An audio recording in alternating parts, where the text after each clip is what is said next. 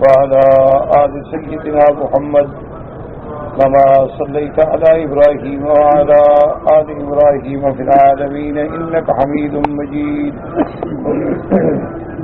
أعوذ بالله من الشيطان الرجيم. بسم الله الرحمن الرحيم.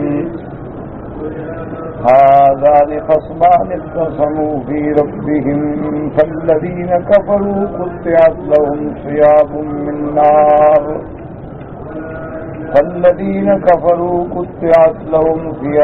من نار يصب من فوق رؤوسهم الحميم يسحر به ما في بطونهم والجلود ولهم مقامع من حديد كلما أرادوا أن يخرجوا منها من غم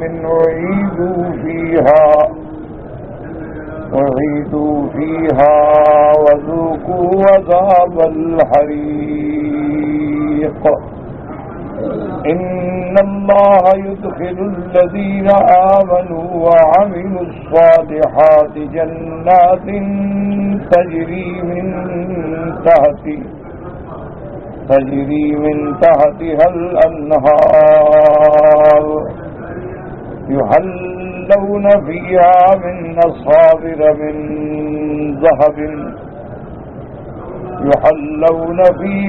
من أصابر من ذهب ولؤلؤا ولباسهم فيها حرير. وهدوا إلى الطيب من القول وهدوا إلى صراط الحميد.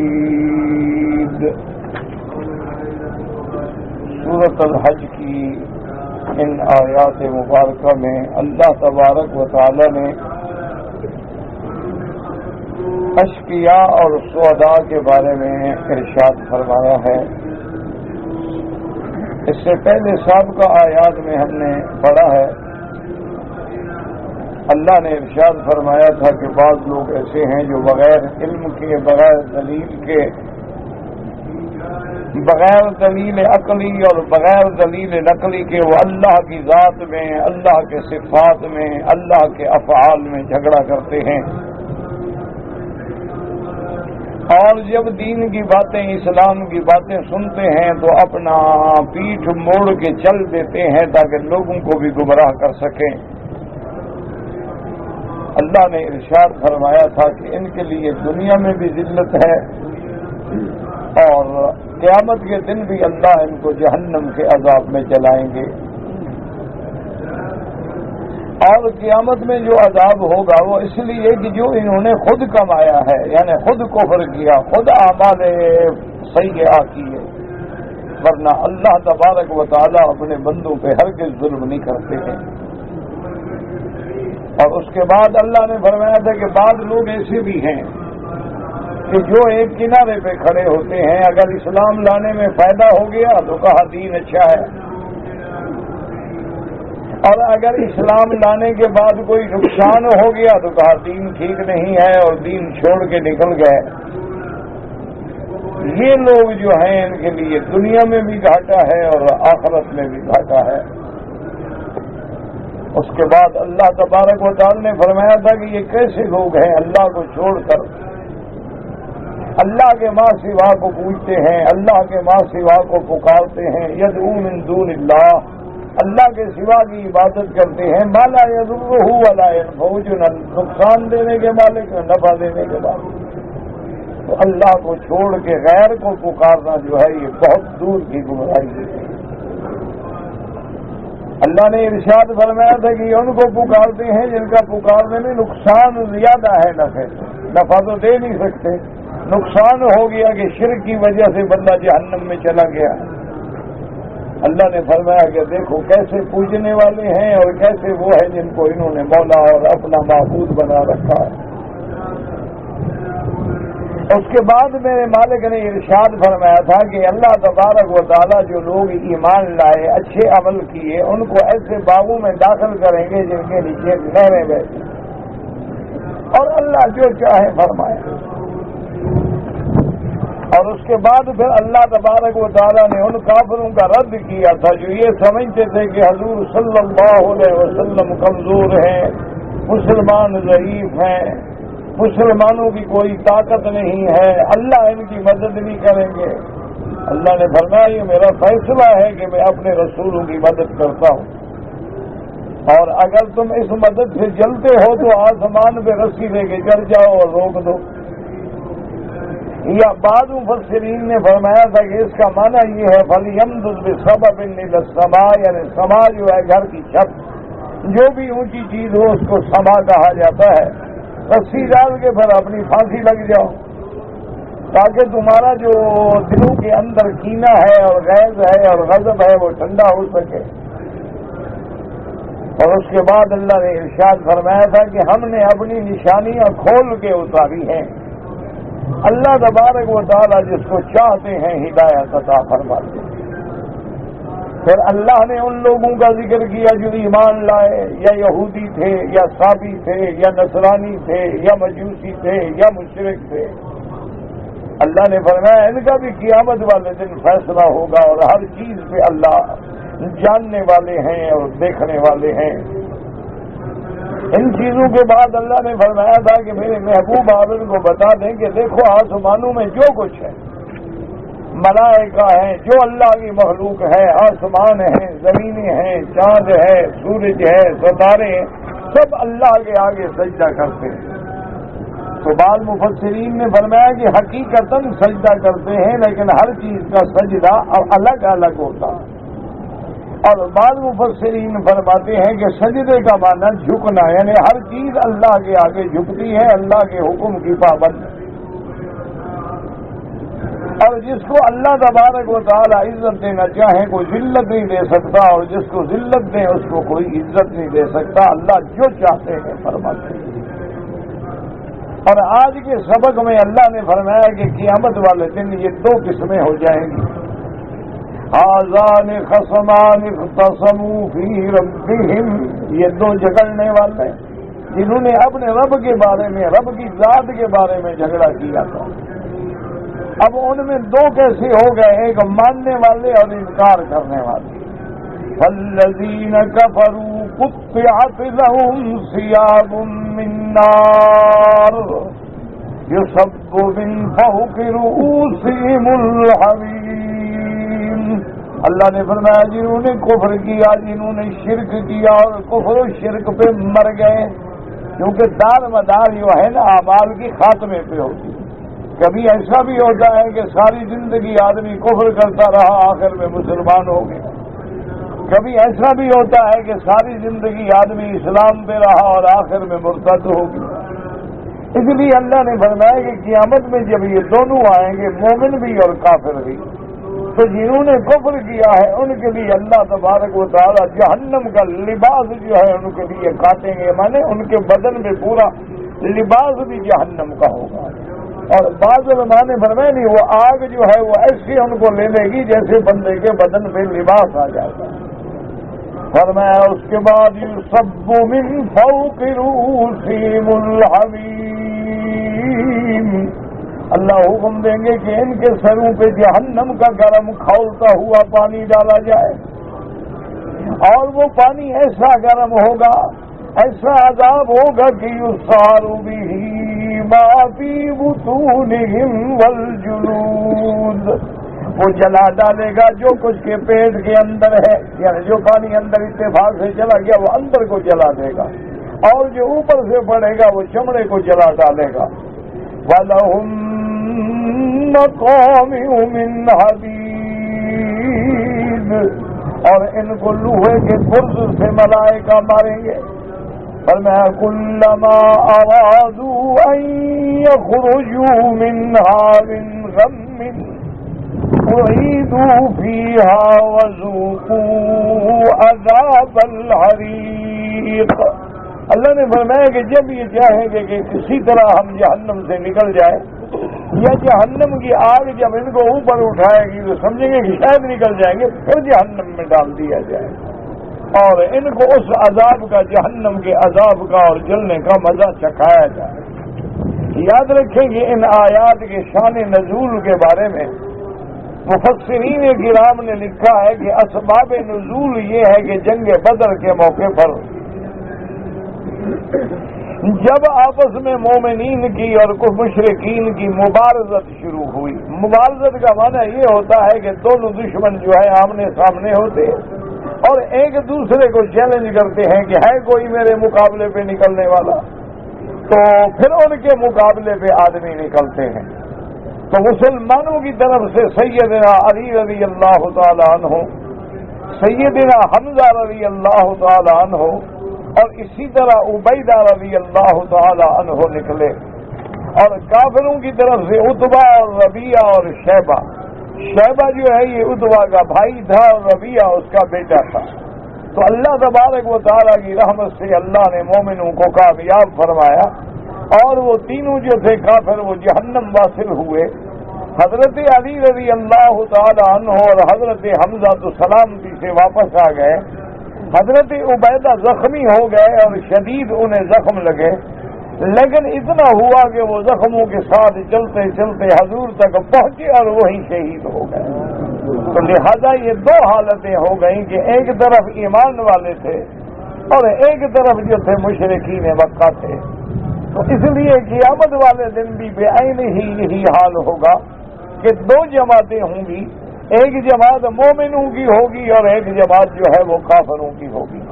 مفسرین کرام فرماتے ہیں کہ بظاہر یہ آیت جو ہے ان کے بارے میں اتری ہے، لیکن یہ حکم جو ہے قیامت تک کے لیے ہے کہ جن لوگوں نے اللہ تعالیٰ کے لیے جہاد کیا، جن لوگوں نے اللہ تبارک و تعالیٰ کے حکم کی تعمیل کی، جن لوگوں نے دین اسلام کی سربلندی کے لیے اپنی جانیں قربان کی، اللہ تبارک و تعالیٰ ان کو جزا عطا فرمائیں گے۔ اور جن لوگوں نے شرک کے لیے، کفر کے لیے، بے دینی کے لیے، دین اسلام کو مٹانے کے لیے، حضور پاک کی مخالفت کے لیے جانیں دی، اللہ تبارک و تعالیٰ ان کو جہنم کی ایسی سزا دیں گے کہ جن کا انسان تصور بھی نہیں کر سکتا۔ اس لیے اللہ تبارک و تعالیٰ نے ان کے ذکر کرنے کے بعد ارشاد فرمایا، ان اللہ یدخل الذین آمنوا وعملوا الصالحات جنات تجری من تحتها الانہار یحلون فیہا من اصابر من ذہب ولؤلؤا ولباسهم فیہا حریر۔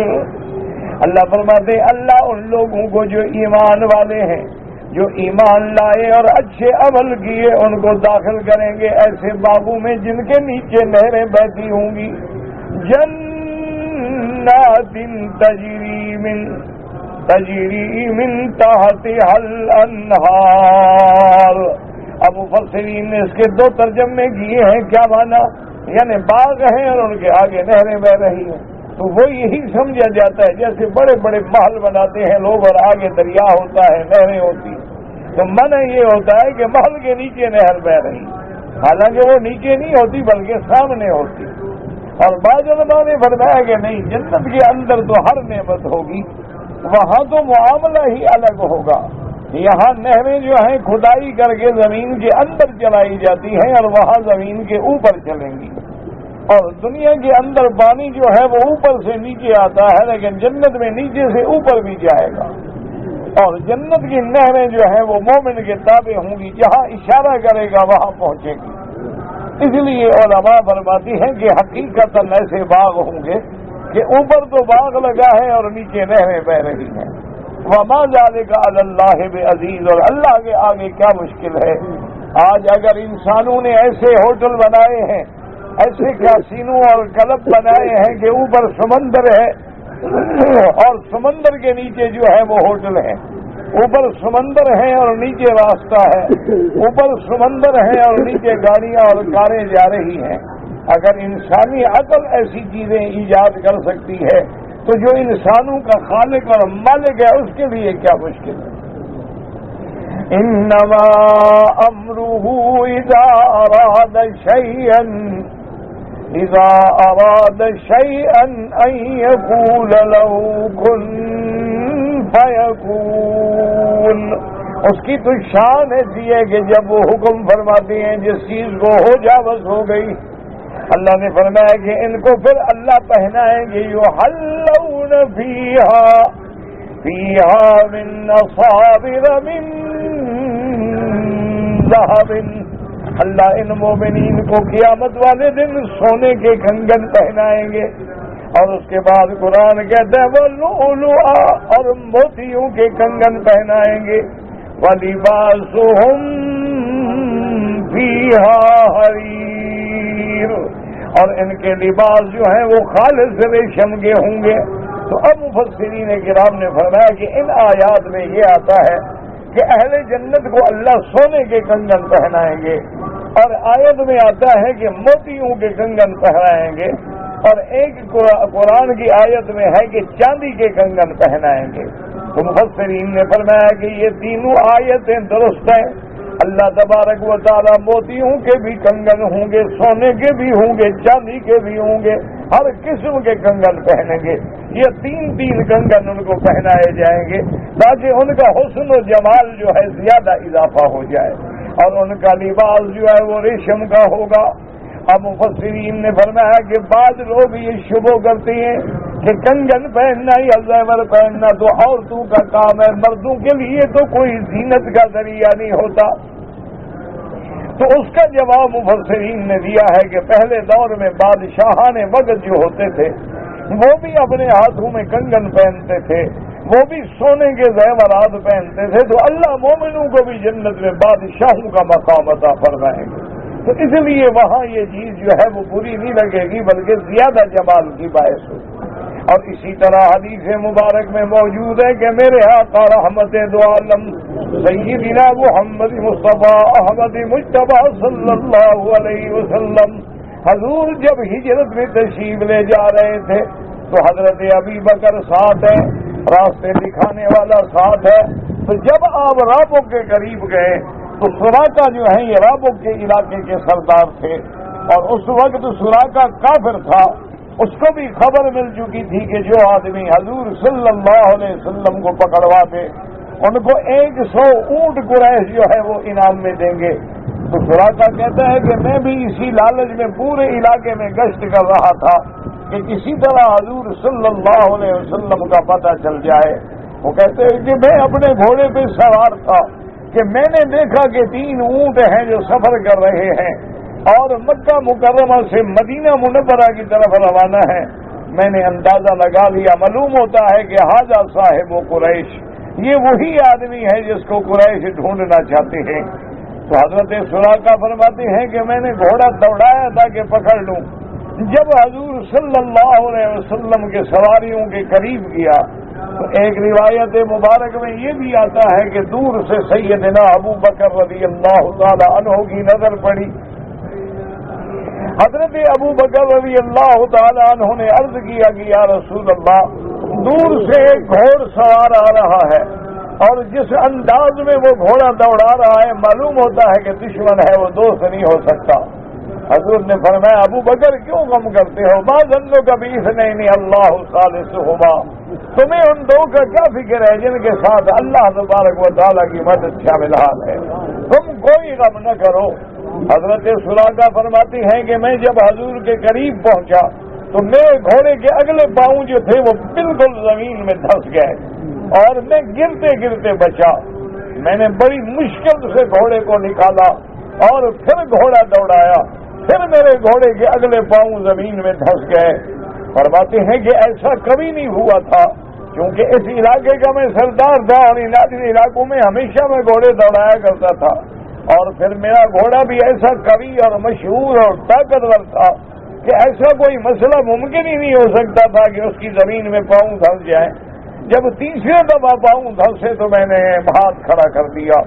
میں نے کہا کہ آپ رک جائیں، میں جو بھی ہوں اب آپ کا دشمن نہیں ہوں. حضور صلی اللہ علیہ وسلم نے رحمت دو عالم نے اپنی سواری روک دی. حضرت ابو بکر رضی اللہ تعالی عنہ بھی رکے حضور صلی اللہ علیہ وسلم اترے، سراقہ قریب آیا، اس نے کہا کہ انت محمد الرسول اللہ، کہ آپ ہی محمد مصطفیٰ ہیں؟ آپ نے فرمایا ہاں میں ہی محمد الرسول اللہ ہوں، تم بتاؤ کہ تمہیں کیا ہے؟ اس نے کہا کہ یا رسول اللہ آیا تو میں آپ کو پکڑنے کے لیے تھا، مجھے بھی لالچ تھی، لیکن میرے گھوڑے کے ساتھ یہ حادثہ پیش آیا، میں سمجھ گیا کہ اللہ آپ کی مدد کر رہا ہے، میں آپ کا کچھ نہیں بگاڑ سکتا۔ حضور صلی اللہ علیہ وسلم نے فرمایا اچھا اب تمہارا کیا ارادہ ہے؟ سراقہ نے کہا کہ یا رسول اللہ صلی اللہ علیہ وسلم میں آپ کو یقین دلاتا ہوں کہ ایک تو میں یا میرا قبیلہ آپ کا تعاقب نہیں کرے گا، اور دوسرا اس علاقے سے اور اس راستے سے اگر کوئی اور جماعت بھی آئی تعاقب کے لیے میں ان کو بھی نہیں آنے دوں گا، یہ میں آپ سے وعدہ کرتا ہوں کہ میں ان کو بھی روک دوں گا۔ حضور پاک نے فرمایا سراقہ اچھا میں بھی تمہیں ایک خوشخبری سناتا ہوں، ایک وقت آئے گا کسرا فارس کا ملک جو ہے وہ فتح ہوگا، اور اس بادشاہ کے کنگن جو ہیں وہ مسلمانوں کے مال غنیمت میں آئیں گے، اور وہ کنگن تم پہنو گے۔ حضرت سراقہ کہتے ہیں مجھے سمجھ نہ آیا کہ اللہ کا نبی رحمت دو عالم ہجرت فرما رہے ہیں، مکے والے آپ کو رہنے نہیں دیتے ہیں، آپ اپنے ساتھی سے ملک چھوڑ کے جا رہے ہیں، لیکن خبر دیتے ہیں کہ ایک وقت آئے گا جب اسلام کسرا پہ بھی چھا جائے گا اور اتنا بڑا ملک فتح ہو جائے گا، اور پھر مجھے مسلمان کیوں کنگن پہنائیں گے؟ لیکن جب حضور نے فرما دیا تو میں خاموش ہو گیا۔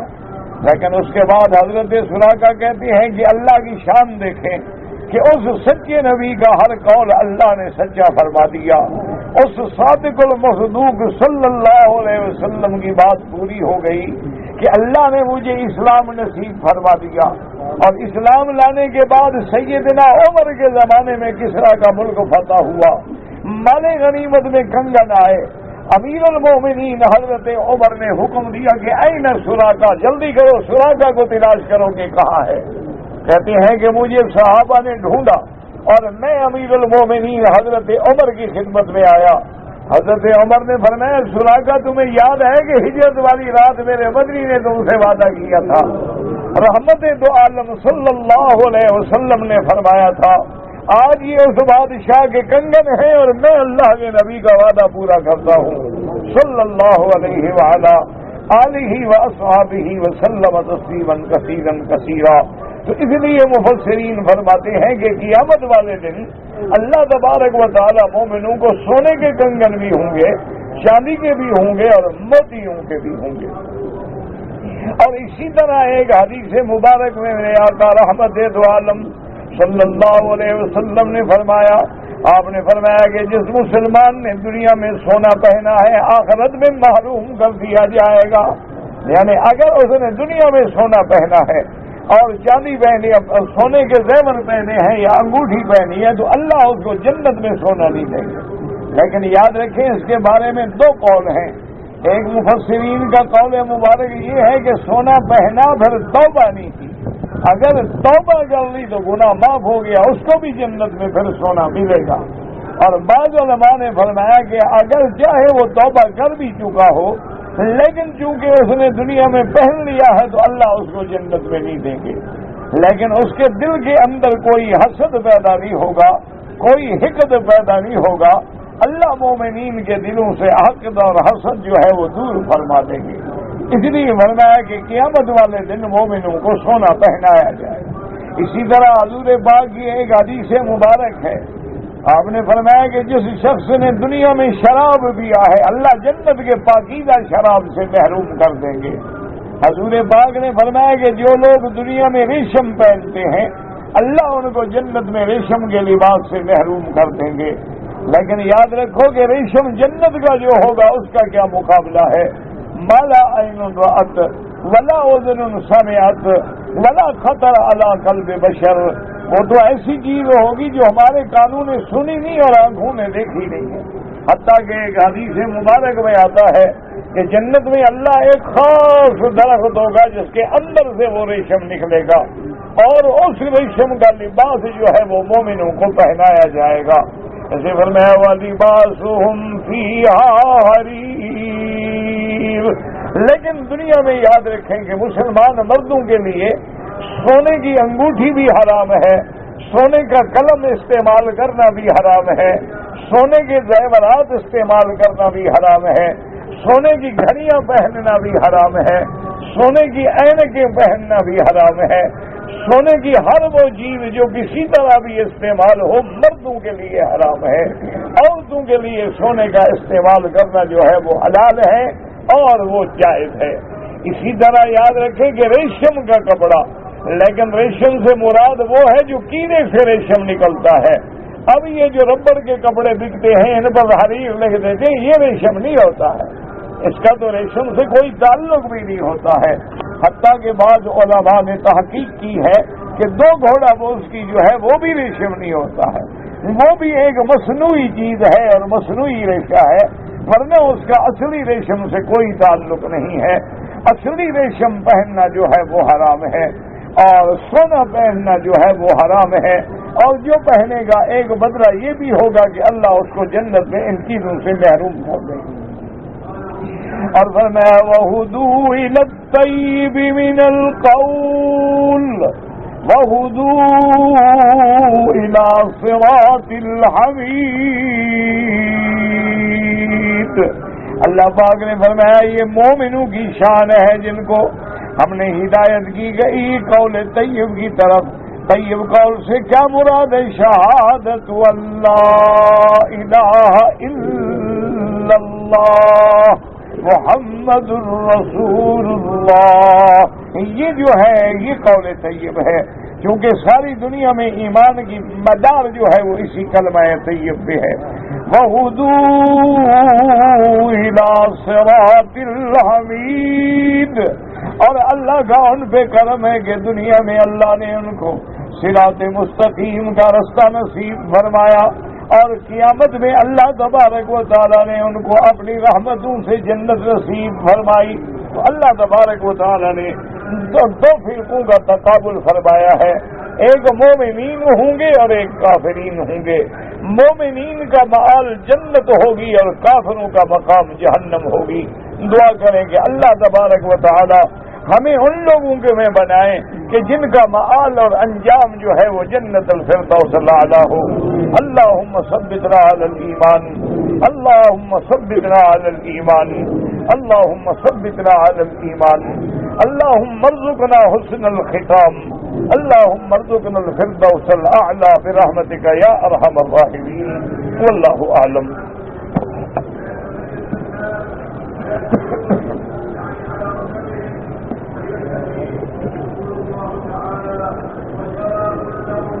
ایک آدمی نے پوچھا ہے کہ اکثر لوگ کہتے ہیں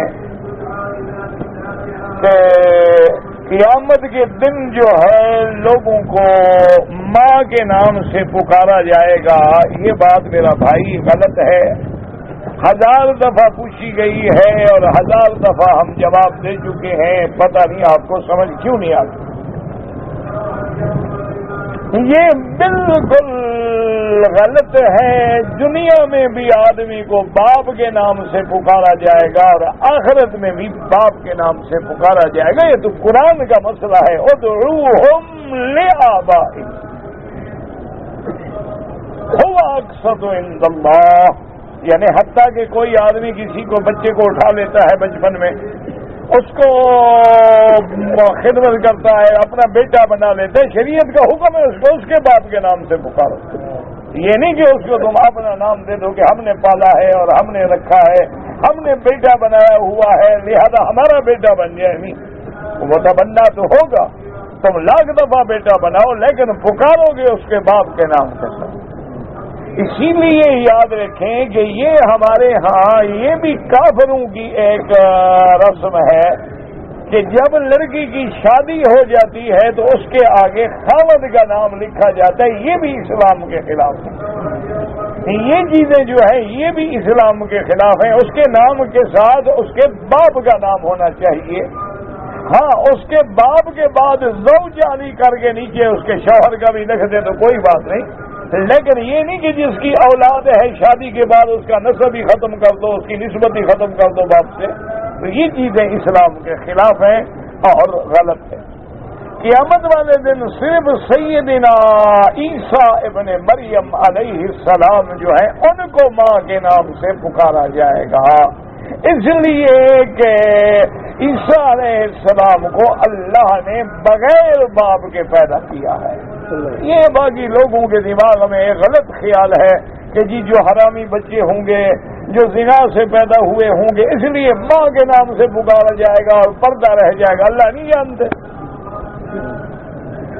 تو یہ باتیں جو ہیں بالکل غلط ہیں، خلاف اسلام ہیں، بلکہ یہ تو ایسا مسئلہ ہے جو منصوص ہے، قرآن سے ثابت ہے۔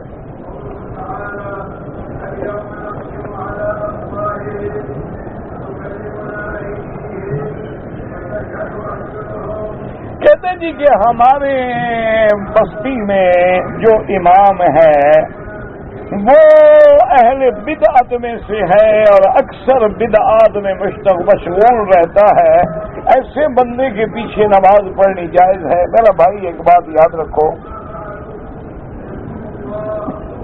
حضور صلی اللہ علیہ وسلم کی حدیث مبارک ہے،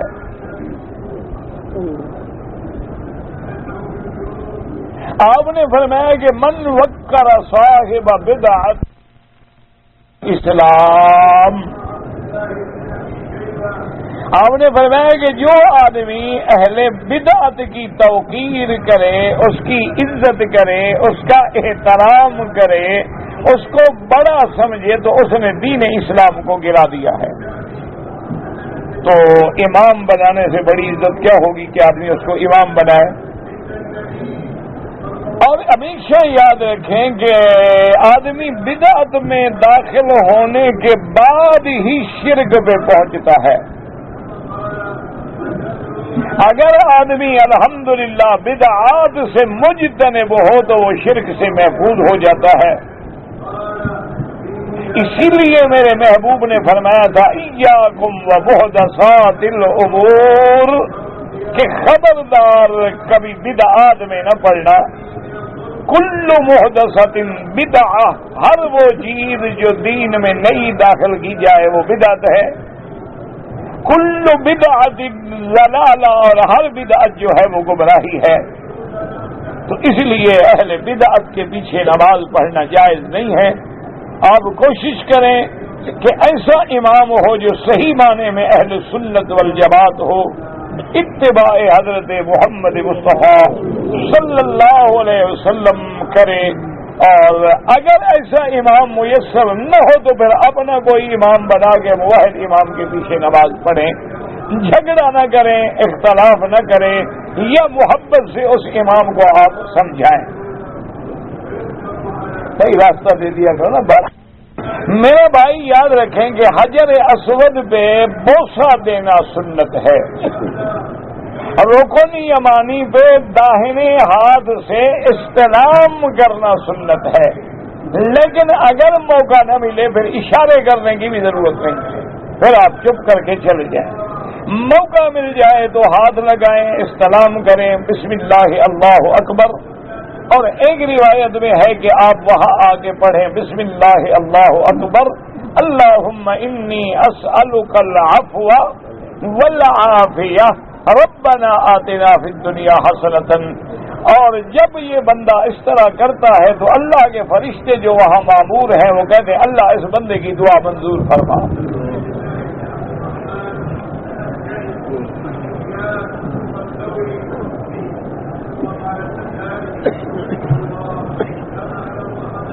کہتے جی کہ ہم لوگ لندن سے آئے تھے اور عرفات میں ہم جس خیمے میں تھے ان لوگوں نے نماز جو ہے اپنے اپنے وقت میں پڑھا۔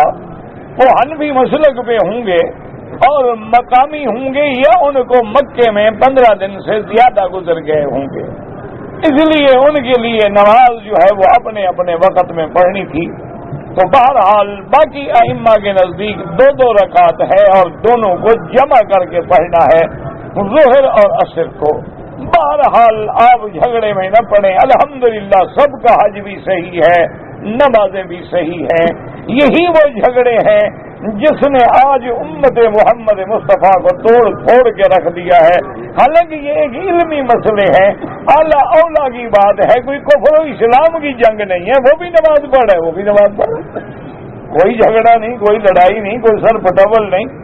لیکن ہمارے لوگوں نے ان چھوٹے چھوٹے مسائل پر ایسی جنگیں اور مناظرے اور مجادلے اور ایک دوسرے کے خلاف اشتہار بازی، اور اللہ تبارک و تعالی رحمت فرمائے تو دعا کریں کہ اللہ حضور کی امت کو اتفاق نصیب فرمائے. میرا بھائی اصل مسئلہ یہ ہے کہ باقی ائمہ فرماتے ہیں کہ حضور پاک نے عرفات میں 2 رکعت پڑھی ہیں اور دونوں نمازیں بھی ملا کے پڑھی ہیں، ظہر بھی اور عصر بھی. امام ابو حنیفہ رحمۃ اللہ علیہ فرماتے ہیں حج فرض ہے مستقل اور نماز فرض ہے مستقل، نسک میں داخل نہیں ہو سکتی. حضور نے 2 پڑھی ہیں اس لیے کہ آپ مدینہ سے آئے تھے، آپ تو مسافر تھے، اور آپ 4 ذی الحجہ کو مکے میں پہنچے ہیں اور 8 ذی الحجہ کو آپ مینا تشریف لے گئے، تو لہذا آپ نے تو پڑھنی ہی 2 رکعتیں تھی، اس میں تو کوئی اختلاف ہے نہیں. لیکن حضرت عثمان رضی اللہ تعالی عنہ خلیفہ راشد ہیں، انہوں نے جب مکہ مکرمہ میں گھر بنا لیا تو انہوں نے 4 رکعتیں پڑھی تھی. تو لہذا اب کوئی کہہ سکتا ہے کہ حضرت عثمان کی نماز نہیں ہوئی، لہذا سب کی نمازیں ہو گئیں، سب کا حج صحیح ہو گیا. تم بلا وجہ غم میں نہ گھلو اور بلا وجہ نہ لڑتے رہو. اللہ تبارک و تعالی تمام کی حاضری منظور و مقبول فرمائیں.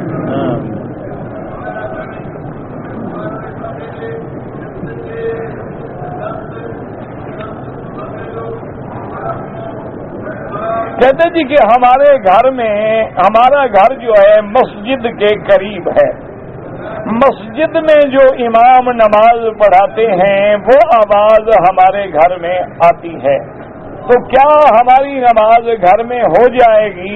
میرا بھائی اگر تم ریڈیو اپنے ملک میں بھی کھول کے رکھ لو نا تو آواز تو وہاں بھی آ جائے گی، لہذا وہاں بھی پڑھ لیا کرو. پھر مسجدیں بنانے کا کیا فائدہ ہے؟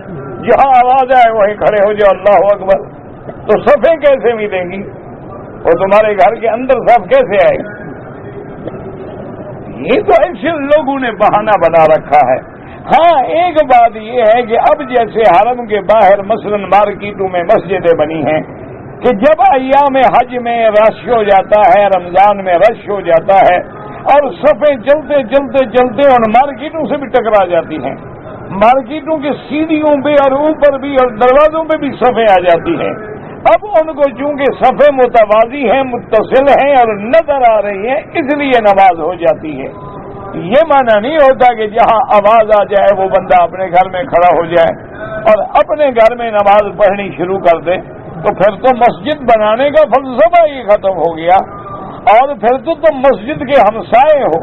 تمہارے لیے تو اتنا سخت حکم ہے کہ گھر میں نماز پڑھو تو نماز ادا ہی نہیں ہوگی کہ لا صلاۃ للجار المسجد الا فی المسجد، کہ مسجد کے ہمسائے کو ہر حال میں مسجد میں آ کے نماز پڑھنی چاہیے.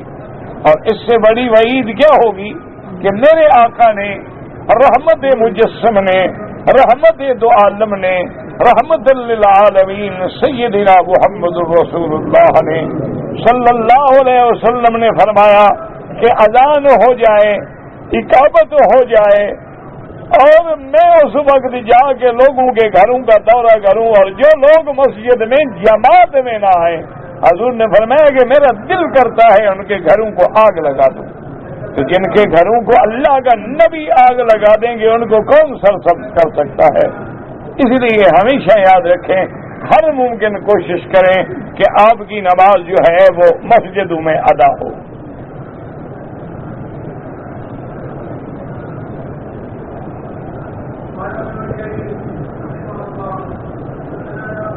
کہتے جی کہ حدیث میں کون سی حدیث میں ہے کہ طواف کے پہلے 3 چکروں میں کندھا نکالا جائے اور رمل کیا جائے؟ کتاب الحج کھول لو، کسی بھی حدیث کی کتاب میں آپ کو مل جائے گا. 1400 سال ہو گئے، یہ ساری حضور کی امت صحابہ سے لے کر اس وقت تک گمراہی بھی آ رہی ہے. کوئی عقل کرو. اور ہر کتاب الحج میں دیکھ لیں کہ اجتباء اور رمل کا کیا معنی ہے۔ اجتباء کا معنی ہی یہ ہے کہ دایاں کندھا نکالنا، رمل کا معنی یہ ہے کہ پہلوان کی طرح چلنا، کیونکہ جب میرے محبوب تشریف لائے تھے تو وجہ بھی موجود ہے کہ قریش کہنے لگے کہ اکلتہم ہما یثرب، ان کو تو یثرب کے بخار نے اور فضاؤں نے کمزور کر دیا ہے، یہ مسلمان ہم سے کیا لڑیں گے؟ تو حضور نے حکم دیا کہ اپنی قوت کا مظاہرہ کرو دشمن کے سامنے۔ اللہ تبارک و تعالیٰ کے پیغمبر نے اس قوت کا مظاہرہ فرمایا، اور یہ بھی روایات میں موجود ہے کہ حضور پاک نے حجر اسود کے بعد سے یہ رمل اور اجتباء فرمایا، لیکن رکن یمانی کے بعد آ کے آپ نے پھر رمل نہیں فرمایا۔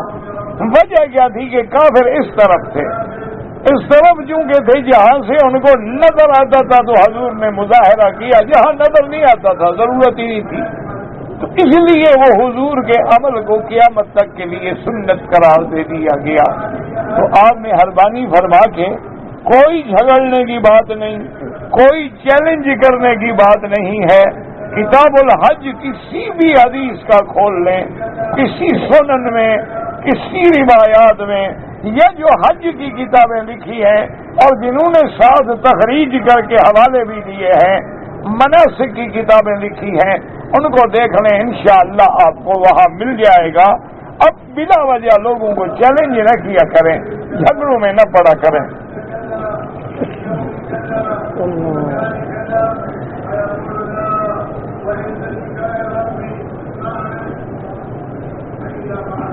کہتے جی کہ اگر مثلاً کسی آدمی کا نمبر جو ہے وہ کسی طریقے سے سیٹلائٹ سے جوڑ کے فری کر لیتا ہے اور پھر گھنٹوں گھنٹوں باتیں کرتا رہتا ہے، یہ چوری ہے۔ چوری مکان سے کرو یا سیٹلائٹ سے کرو، چوری کسی کی جیب کاٹ کے کرو یا ڈاکہ مار کے کرو، چوری کی شکلیں ہیں۔ تو جتنے ٹائم تم نے چرایا ہے اتنے مجرم ہو گیا۔ مطلب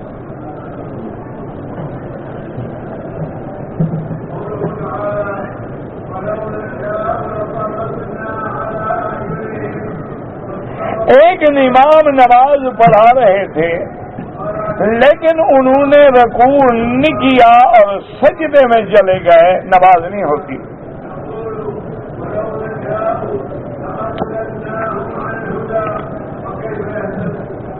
اگر ایک آدمی نے 2 رکعت جو ہے اپنا سنت فجر کی اپنے گھر میں پڑھ لی، جب مسجد میں پہنچا ہے تو ابھی نماز کھڑے ہونے میں دیر ہے، جب میں کہوں تو ڈالا کرنا، کیا تمہارا دماغ خراب ہے، کیوں تنگ کرتے ہیں؟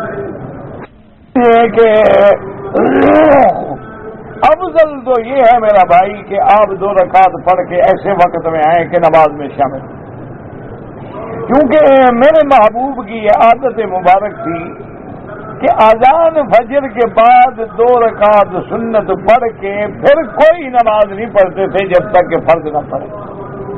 لیکن اگر آپ نے آ کر مسجد میں 2 رکعت تحیہ پڑھ لی تو کوئی ایسا منع بھی نہیں، کوئی گناہ بھی نہیں، کوئی بات نہیں، افضل وہی ہے۔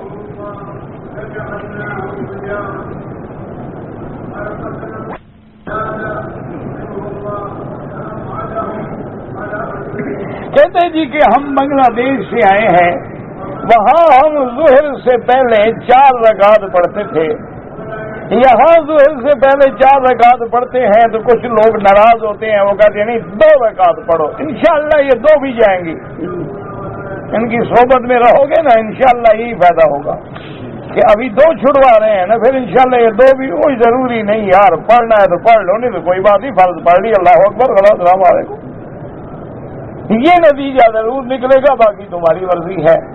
4 رکعت نماز سنت جو ہے بی بی حفصہ کی روایت سے ثابت ہے کہ حضور نے ظہر سے پہلے 4 پڑھی ہیں۔ یہ جس کو 2 رکعت سمجھتے ہیں وہ تحیۃ المسجد ہے، اس کا سنت ظہر سے کوئی تعلق نہیں ہے۔ اور دوسری سیدھی سی بات ہے کہ مکے میں 4 رکعت پڑھو گے 4 لاکھ رکعت کا ثواب ملے گا، اگر 2 رکعت پڑھو گے تو 2 لاکھ کا ثواب ملے گا۔ اب اگر امام ابو حنیفہ کا یہی جرم ہے کہ تم سے زیادہ ثواب کمانا چاہتا ہے تو جو مرضی آئے اس میں ناراضگی کا اظہار کر لو۔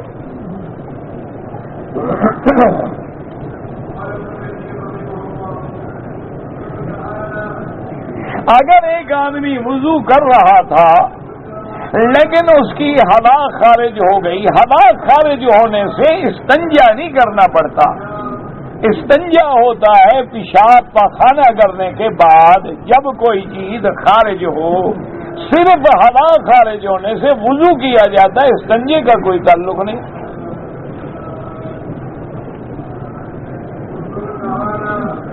اگر کوئی آدمی کالی مہندی لگائے، میرا بھائی کالا خضاب لگانا جو ہے اکثر جمہور کا مسئلہ ہے کہ نہ لگاؤ، حضور نے منع کیا، اور کالے کے علاوہ اگر آپ لگانا چاہتے ہیں جیسے مہندی رنگ ہے تو وہ جائز ہے، وہ منع نہیں ہے۔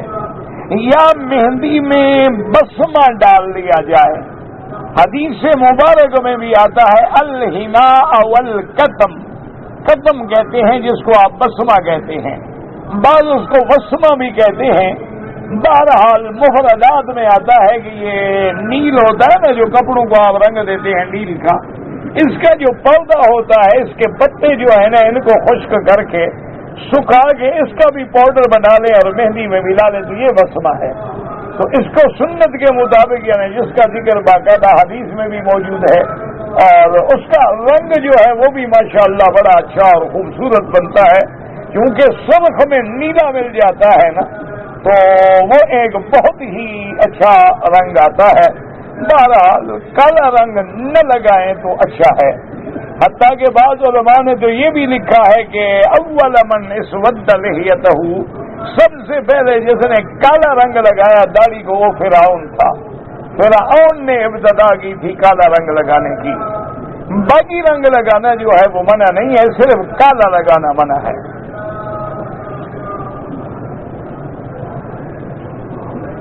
کہتے جی کہ ہم پہاڑ پہ کام کر رہے ہیں، نماز کے لیے جماعت میں ہمارا اترنا اور چڑھنا جو ہے ایک بہت بڑا مشکل ہے، تو آپ وہی جماعت کر لیں، کوئی بات نہیں۔ اللہ تبارک و تعالیٰ کسی کو تکلیف نہیں دیتے جو اس کی طاقت میں نہ ہو، لیکن ایک بات یاد رکھیں کہ مزدوری کے لیے تو پہاڑ پہ چڑھ جاتے ہو لیکن اللہ کے لیے نہیں چڑھ سکتے۔ اب یہ فیصلہ تم خود کرنا اپنے دل میں کہ چونکہ تمہیں کام پہاڑ پہ ملا ہے، پیسے ملتے ہیں، پھر تو انشاءاللہ صبح وہاں بیٹھے ہوتے ہو، لیکن نماز کے لیے کیسے اتریں جناب، بڑی تکلیف ہوتی ہے۔ تو اس کا فیصلہ پھر خدا کو جواب تم نے خود دینا ہے کہ اگر پیسوں کے لیے بھی چڑھ سکتے ہو تو نماز کے لیے بھی اترا چڑھا کرو تاکہ تمہیں جماعت ملے۔ بس صورت دیگر جتنے بندے ہو وہاں ایک جگہ مقرر کر لو اور وہی اپنی جماعت کر لو۔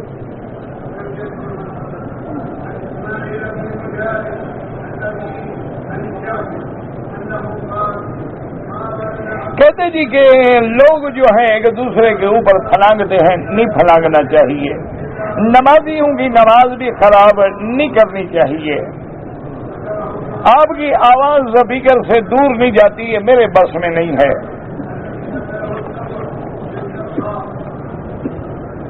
میرا بھائی بیمار ہے، اللہ ہر بیمار کو شفا دے، یا علی مدد کہنا بالکل ناجائز ہے، اللہ کے سوا غیر سے مدد مانگنا شرک ہے۔ اگر کسی کے کپڑا جو ہے ٹخنوں سے نیچے تھا، بھائی نماز ہو جائے گی لیکن بہت بڑا گناہ ہے، حضور صلی اللہ علیہ وسلم نے جہنم کی وعید بتائی ہے۔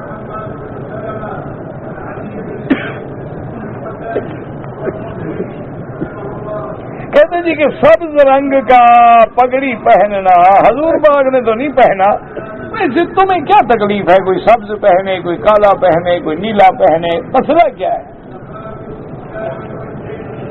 بابا یہ دیکھو، ہمیشہ یاد رکھو کہ جب چھوٹی چھوٹی چیزوں پہ اعتراض ہوتے ہیں نا، اسی سے پھر پارٹیاں بنتی جاتی ہیں، اسی سے پھر گروپ بنتے چلے جاتے ہیں۔ بہرحال حضور پاک نے سفید پگڑی باندھی ہے، اور جس دن مکہ فتح ہوا حضور پاک نے سیاہ پگڑی باندھی ہے. اس کے علاوہ جو ہے سبز پگڑی باندھنا حضور سے ثابت نہیں ہے. باندھتے ہیں کوئی بات نہیں، چلو پگڑی تو باندھتے ہیں نا. تم تو ان کا فکر کرو جو انگریزی بال بنا کے پگڑی کا سر پہ کپڑا نہیں آنے دیتے، ان کا تو فکر کرو نا. چلو کسی شکل میں بیچارے پگڑی پہ آ گئے، دعا کرو اللہ باقی بھی بدعت سے نکال کے ان کو سنت پہ لے آئے. وہ غریب بدعت کے چکروں میں پڑے ہوئے ہیں، اللہ ان پہ رحم کرے. تو اب بہرحال ایک دین کی پگڑی پہ آ گئے ہیں، بس دعا کرو اللہ توحید اور سنت کا عاشق بنا دے. کوئی جھگڑا تو ہے ہی نہیں ان سے. کیا جھگڑا ان سے ہو سکتا ہے؟ کسی سے کیا جھگڑا ہے؟ اگر ایک آدمی دن میں مثلاً 2 عمرے کی ہے، دونوں دفعہ سر پہ اس طرح پھروانا پڑے گا. اللہ کو بالوں کی ضرورت نہیں ہے، اللہ کے آگے گردن جھکانے کی ضرورت ہے کہ ہم نے حکم کی تعمیل کی. بال ہیں نہیں، اگر ایک آدمی گنجا ہے تب بھی اس طرح پھروائے گا. اس کو بھی وہی چکر ہے بیچارے کو کہ داڑھی پہ سیاہ خضاب. پہلے مجھے بتاؤ کہ سیاہ خضاب لگا کے کس کو دھوکہ دو گے؟ نہیں، مسئلہ تو سمجھاؤ، اپنی بیوی کو یا لوگوں کو. اگر اپنی بیوی کو دھوکہ دینا چاہتے ہو تو جانتی ہے جو تم ہو. لاکھ تم جوان بنو، اسے تمہاری جوانی کا پتہ. لوگوں کو دیکھا دھوکہ دینا چاہتے ہو تو کوئی فرق نہیں پڑتا ہے کہ لوگوں کے لیے کالی داڑھی والے ہی پھر رہے ہیں، سفید والے پھر رہے ہیں، لوگوں کو کیا تکلیف ہے؟ تو پہلے آخر سیاہ رنگ لگانے کا شوق کیوں ہے؟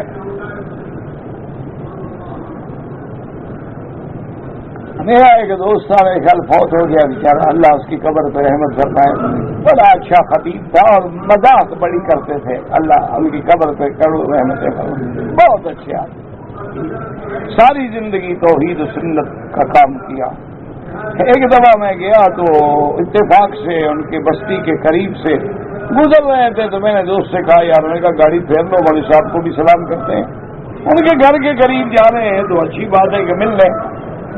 میں گیا تو آواز دی تو اس نے آواز پہچان لی ماشاءاللہ. میں کہا کیا کر رہے ہو؟ کہتے جی منہ کالا کر رہا ہوں، ابھی آتا ہوں. بات یار یہ منہ کالا کر رہا ہے، کیا منہ کالا کر رہا ہے؟ کوئی گناہ کر رہا ہے کیا بات؟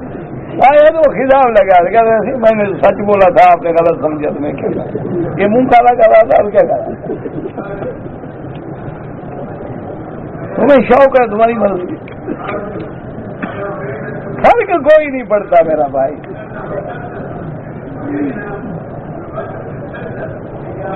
کہتے جی کہ جو لوگ نہ حرم میں آتے ہیں تو نماز پڑھتے ہیں. میرا بھائی امام شافعی رحمت اللہ علیہ، امام احمد بن حنبل رحمت اللہ علیہ کے نزدیک حرم میں تحیت المسجد یا طواف کی 2 رکعتیں ہر وقت پڑھی جا سکتی ہیں. امام ابو حنیفہ رحمت اللہ علیہ فرماتے ہیں فجر کی نماز کے بعد نہ پڑھیں جب تک سورج نہ نکلے، عصر کے بعد نہ پڑھیں جب تک سورج ڈوب نہ جائے. کوئی بات نہیں، جو پڑھتا ہے اس کو ڈنڈے نہ مارو، جو نہیں پڑھتا گلے میں رسا ڈال کے کھڑا نہ کرو. کوئی حل نہیں، کوئی لڑائی کا مسئلہ ہے ہی نہیں.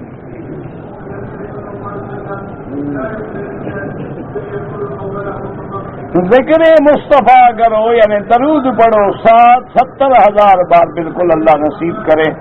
اللہ آپ کو بھی، اللہ مجھے بھی نصیب کرے. یاد رکھو حضور پاک پہ جتنی درود پڑھو گے اتنی قیامت میں حضور کا قرب نصیب ہوگا، اتنی حضور صلی اللہ علیہ وسلم کی محبت اور شفاعت نصیب ہوگی. چلتے پھرتے ہر وقت حضور پہ درود پڑھا کرو. ایک صحابی نے حضور کی خدمت میں عرض کیا کہ یا رسول اللہ صلی اللہ علیہ وسلم، میں نے اپنے دن کے اوقات میں اتنا مقرر کیا ہے کہ ایک حصہ آپ کا درود پڑھتا ہوں، باقی 3 حصے جو ہیں دوسرے وظیفے پڑھتا ہوں. حضور نے فرمایا میرے درود کو زیادہ کرو. اس نے کہا اچھا یا رسول اللہ، آج کے بعد آدھا وقت جو ہے وہ درود پڑھوں گا اور آدھے وقت میں باقی اوراد پڑھوں گا. آپ نے فرمایا میرے درود کو اور زیادہ کرو. اس نے عرض کیا کہ یا رسول اللہ اچھا اب ایسا کروں گا کہ مثلاً 4 گھنٹے ہیں 3 گھنٹے درود پڑھوں گا 1 گھنٹے باقی وظیفے پڑھوں گا. حضور نے فرمایا اور زیادہ کرو. اس نے کہا کہ یا رسول اللہ چلو اب 4 گھنٹے پڑھوں گا ہی صرف درود. حضور نے فرمایا اگر تم درود پڑھو گے تو اللہ تیرے ہر ہم غم کو دور فرما دے. تو ہر غم سے نکلنے کے لیے درود پاک سے بڑی نعمت کوئی نہیں. اور یاد رکھیں اللہ نے ہمیں حکم دیا ہے نماز پڑھو, اللہ نے ہمیں حکم دیا ہے روزہ رکھو, اللہ نے ہمیں حکم دیا ہے حج کرو, اللہ نے ہمیں حکم دیا ہے زکوٰۃ دو, اللہ نے ہمیں حکم دیا صدقہ خیرات کرو. ایک درود ایسی نعمت ہے جس کے بارے میں اللہ فرماتے ہیں میرے بندے میں بھی بھیجتا ہوں محمد مصطفیٰ پہ کہ ان اللہ و ملائکتہ یصلون علی النبی یا ایھا الذین آمنوا صلوا علیہ وسلموا تسلیما. اللهم صل علی سیدنا محمد وعلى آل سیدنا محمد كما صلیت علی ابراہیم وعلى آل ابراہیم فی العالمین انک حمید مجید. جتنا ہو سکے. اس لیے آپ دیکھتے نہیں کہ مسجد میں داخل ہوں تو درود پڑھو بسم اللہ والصلاة والسلام علی رسول اللہ اللہم اغفر لی ذنوبی وافتح لی ابواب رحمتک. مسجد سے نکلو تو درود پڑھو بسم اللہ والصلاة والسلام علی رسول اللہ اللہم اغفر لی ذنوبی وافتح لی ابواب فضلک. اللہ فرماتے فرض نماز پڑھو تو درود پڑھو, واجب پڑھو تو درود پڑھو, سنت پڑھو تو درود پڑھو, تراویح پڑھو تو درود پڑھو, تہجد پڑھو تو درود پڑھو, اشراق پڑھو تو درود پڑھو. اور اسی طرح حکم ہے کہ جس دعا کے اول آخر میں درود نہ ہو وہ دعائیں بھی منظور نہیں ہوتی. جب دعا مانگو تو اول بھی درود پڑھو اور آخر میں بھی درود پڑھو. اللہ تمہیں بھی اللہ مجھے بھی پڑھنے کی توفیق دے.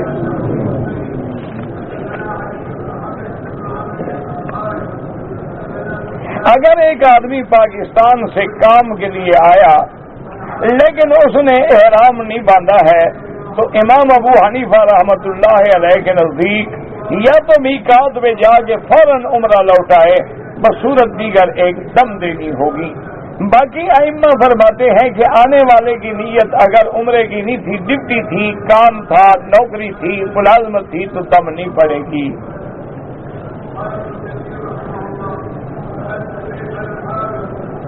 بیمار ہوں اور قرضہ ہے اللہ شفا دے اور اللہ ہر قرض دار کا قرضہ ادا فرما دے. اگر کسی وجہ سے فجر کی نماز اشراق کے بعد پڑھی جائے یعنی آدمی سو گیا غافل ہو گیا, جب اٹھے سنت بھی پڑھے فرض بھی پڑھے, ہر سنت کی قضا نہیں ہوتی لیکن فجر کی سنتیں میرے محبوب کو بے انتہا محبوب تھی. حتیٰ کہ حضور نے فرمایا خیر من الدنیا وما فیہا کہ جو دنیا ہے اور اس میں ہے وہ ایک طرف اور فجر کی 2 سنتیں ایک طرف. ہاں پہلے درود شریف پڑھیں دعا میں اور اس کے بعد سورۃ فاتحہ بھی سب سے افضل دعا ہے.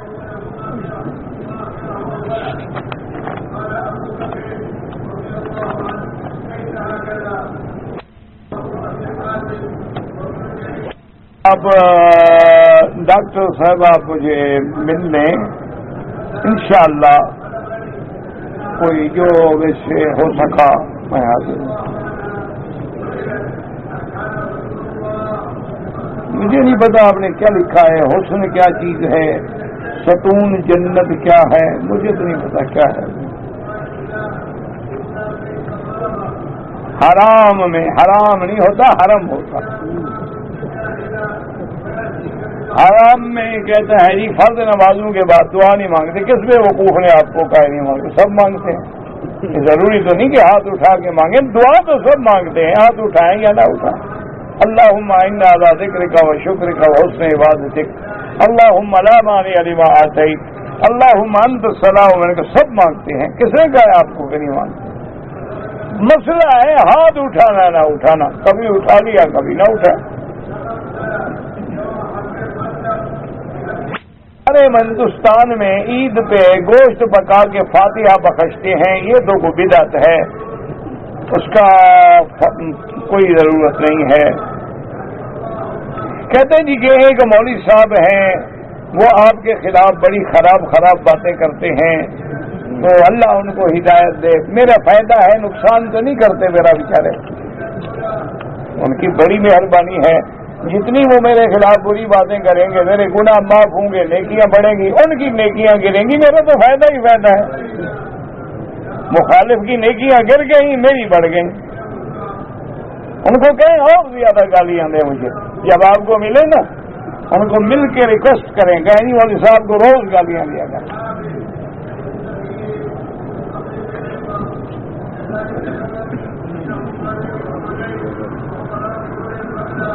ایک سوال کرتا ہوں, قبول نہیں ہوتا, وہ اللہ پاک کی مرضی ہے. اللہ پاک حضرت یعقوب روتے روتے آنکھیں سفید ہو گئیں تو پھر یوسف ملے.